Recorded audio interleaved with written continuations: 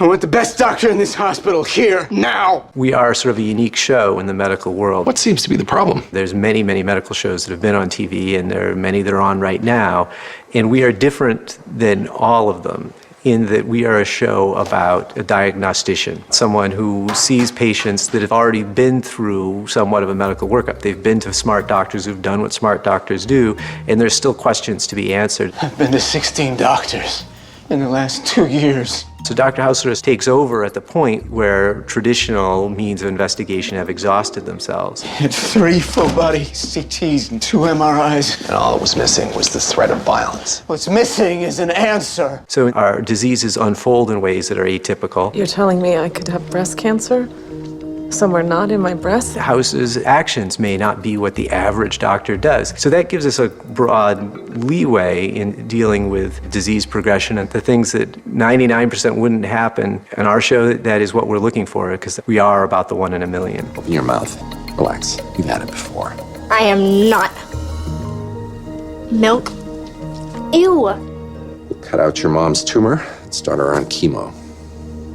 All the rest of your symptoms should go away. All the writers on our show work very hard and do a lot of research on their own, coming up with ideas and learning about the diseases which they are interested in and the different ways that those diseases could present and all the things that could go wrong with someone who has a certain disease. It takes a ton of work and a ton of background to form a full episode of the show. So there's sort of no end to how much you can learn about diseases. You go home last night? I meant to. Started reading this file, just couldn't put it down. It's bad for humanity, but it's great for our show that the body breaks down in so many different ways. When we did the second episode of this show, and I swore at the end of that episode, I told every story there was. Every fact I knew was in that script. There was nothing left. I was done. I was empty. Now we're 110 episodes later, and we're still coming up with this stuff. So I have a lot of faith that that reservoir is deep.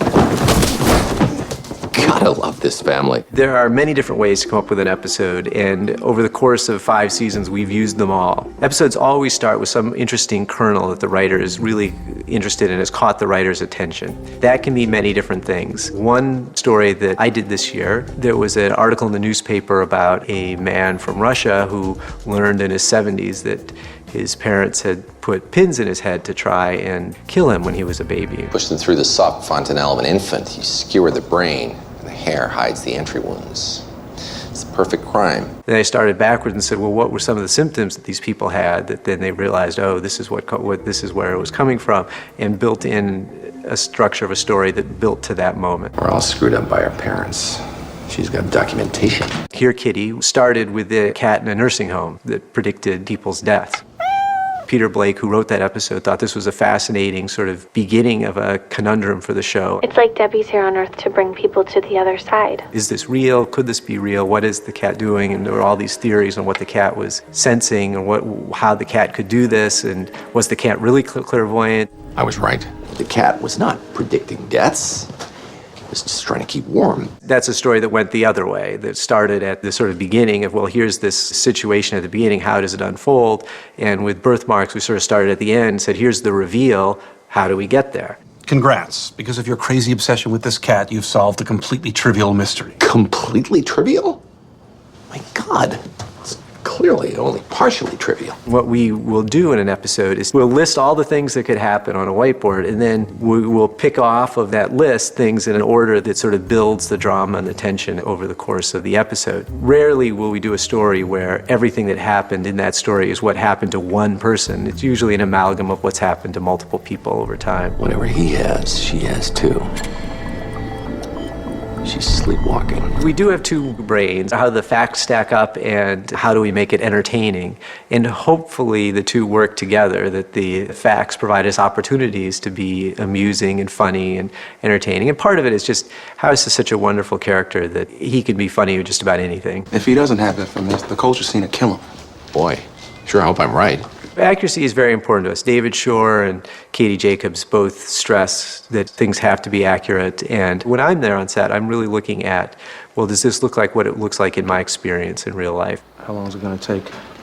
Well, assuming it doesn't crash, maybe a few minutes. Our props people and our set dressers and our makeup people, our wardrobe people, Everyone is so concerned about getting things right and making things look real. Does this rash look like the rash would really look like? Is this how one would hold a scalpel? Where do you need to be sterile? What can I touch? What can't I touch in the operating room? What instruments would be on the tray? Each episode we have meetings to talk about these very questions and make sure that we get them right. He needs abdominal surgery to remove a bezoar. The actors on our show are very, very concerned that they look and sound like real doctors and real medical people. And part of that is pronouncing these words that no one ever would use in conversation unless you were in the medical field. A cavernous angioma in the brain could leak. Once the blood gets reabsorbed, pressure goes down, symptom goes away. He'll never consent to petrosal vein sampling. One of the amazing things about medicine is that even for things that have common names, we've made up complicated names for them. And of course, to sound like doctors, we use the complicated names. What about Meckel's diverticulum?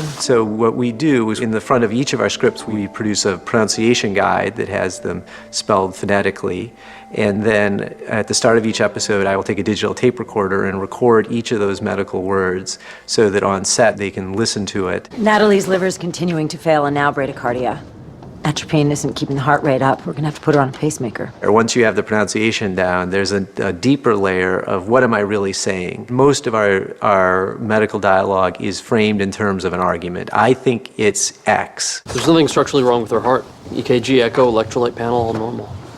Multiple endocrine syndrome. Or I see this symptom A and it makes me think X, and you're wrong to say it's Y. Free T4 is normal. Hypothalamic brain tumor? That's the deeper level that comes across in the performance of the dialogue. It's hitting all our organs.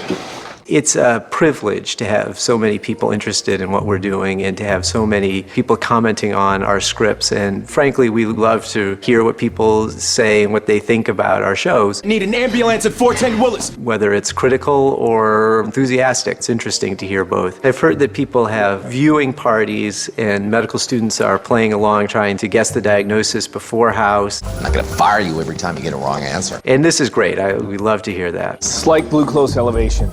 You're fired. It's nice to have people watching what you're doing.